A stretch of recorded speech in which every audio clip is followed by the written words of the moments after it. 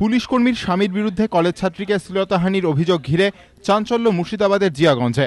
অভিযোগকারিনীর দাবি ২রা আগস্ট সন্ধেবেলা কলেজের এক অনুষ্ঠানে যোগ দিতে যাওয়ার সময় বাড়ি থেকে ঢিলছোড়া দূরত্বে সরজিৎ সরকার নামে এক স্থানীয় যুবক বাইকে করে এসে তার রাস্তা আটকান। এরপর ওই যুবক তার হাত ধরে টানাটানি করেন বলে অভিযোগ।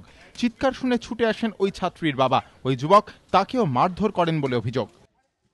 একটা লোক আসে বাইক নিয়ে, আমাদের খুব বাজে বাজে কথা বলে, গালাগাল দেয়, খারাপ খারাপ কথা বলে, অনেক কুপ্রস্তাবও দিচ্ছিল আমাদেরকে। তখন তাও আমরা ক্রস করে চলে যাচ্ছিলাম, তখন লোকটা বাইক নিয়ে রাস্তা আটকায়, বাইক থেকে নেমে আমার হাত ধরে টানাটানি করে, আমরা সবাই চিৎকার করি। অভিযোগকারিনীর পরিবারের দাবি, অভিযুক্ত সরজিৎ সরকারের স্ত্রী পেশায় কনস্টেবল, সাগরিকা সরকারি অভিযুক্ত ছাত্রীর কলেজের অনুষ্ঠানের দায়িত্বে ছিলেন। অভিযোগকারিনীর দাবি, তাকে বাঁচানোর পরিবর্তে স্বামীর বিরুদ্ধে অভিযোগ শুনে তিনি পাল্টা লাঠি উঁচিয়ে তেড়ে আসেন।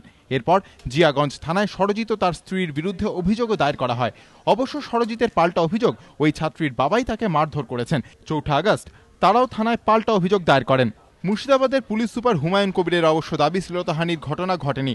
বললেন যে মেয়েটা হাত ধরে টেনেছে বা করেছে, এটা এরকম ঘটনা নয়। ও মেয়েটি ওর বাবাই ডেকে এনেছে, এবং বাবা যখন ডেকে এনেছে তার আগেই পুলিশ ওখান থেকে প্রেজেন্ট ছিল। তবে পুলিশ সুপার জানিয়েছেন, অভিযোগ প্রমাণিত হলে অভিযুক্ত সরজিৎ সরকার ও তার পুলিশ কর্মী স্ত্রীর বিরুদ্ধে উপযুক্ত ব্যবস্থা নেওয়া হবে। রাজীব ঘোষ, এবিপি আনন্দ, মুর্শিদাবাদ।